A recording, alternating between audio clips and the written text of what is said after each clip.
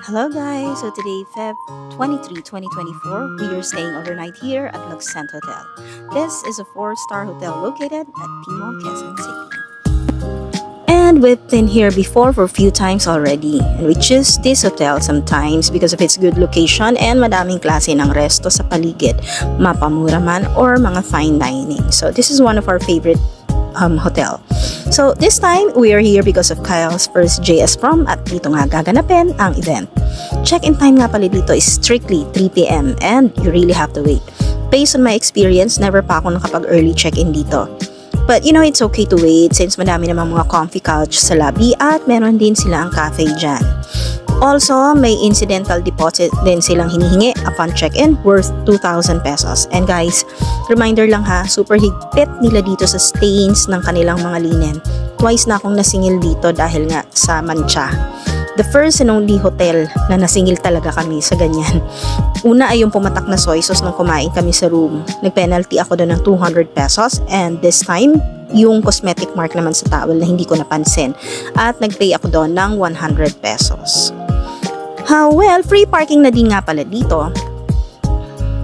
So, 1 vehicle per room. So, pagka-issue nga ng keycard, ay dumiretso na kami sa room at dito sa right side yung papuntang lift. So, mapapansin nyo, very aesthetic din yung mga sofa nila dito. Pwede kayong mag-picture taking dyan sa mga hallway. Meron nga din pala dito silang club lounge na hindi namin ma-access kasi hindi suite room ang binook namin. So yan, dyan sa loob ng lift, nakapost kung anong floor yung mga function rooms, yung pool area, and yung mga ilang amenities nila.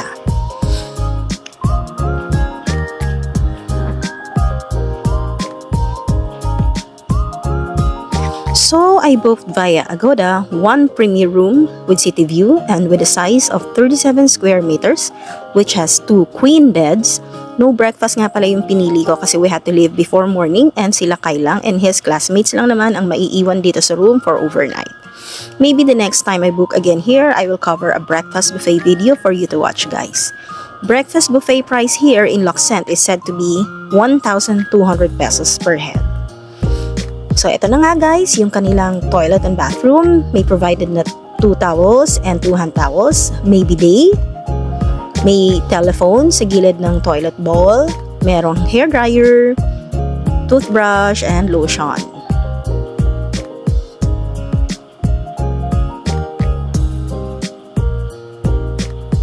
So may provided na rin silang shower gel and shampoo and soap.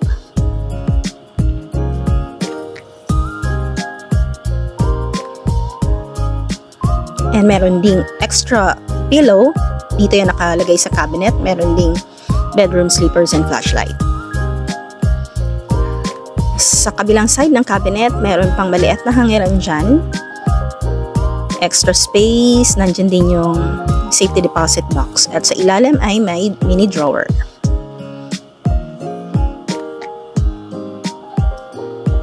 So as usual, merong lagayan kayo ng luggage and bags. Meron ding mini bar at nandyan yung mga free coffee, creamer, no? Tapos meron ding mga binibentang snacks at nandyan yung price list. So sa ilalim niya nandyan yung fridge, mini fridge at meron ding mga for sale na mga beverages. Ayan ang kanilang working space. Yung TV nila nandyan din. May mirror, may blackout curtain, at yan yung 2 queen beds na merong parehong bedside table.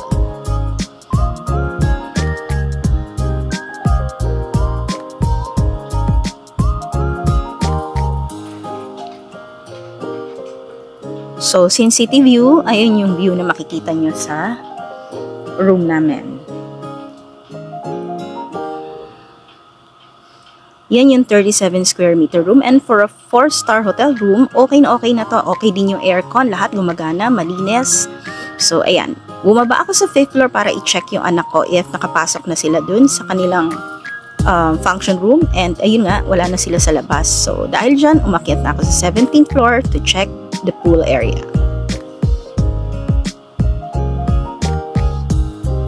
So guys, ayan dito sa gilid nandyan yung kanilang towel area and meron din silang for sale ng mga swimsuit if ever na wala kayong baon.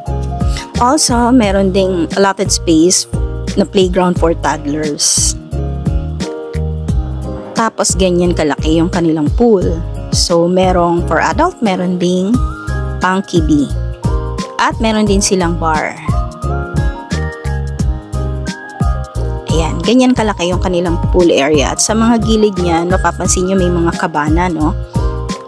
Ang ganda niya, ang sarap magpa-picture.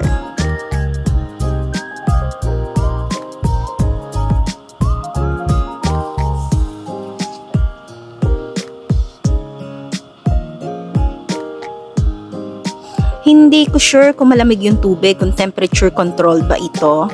Kasi may ibang mga hotels na hindi ganon kalamig yung tubig sa pool kasi hindi ko na-try. So, I'm not sure if this is temperature controlled. And dito sa area na to, kung maktapansin niya, andyan yung kanilang shower area. Para, diba, bago kayo lumulub sa pool, magbabanlaw muna kayo. Tapos, actually guys, if you've been here before, no, sa Laksent, hindi ito, wala dati sa rooftop yung kanilang pool area. So, ayan, mapapansin nyo, ganyan kaganda, ka-aesthetic yung mga kabana sa paligid. Saktong-sakto pag grupo kayo, family man or friends, pwede kayo mag-snack or mag-inuman dyan. At since nga rooftop, dito mapapansin nyo at makikita nyo yung kabuuan ng Tomas Morato dyan at Timog and Scout area. So, yun nga guys, comment down below if you've been here before pero wala dito pa sa rooftop at maliit lang yung pool area nila dati.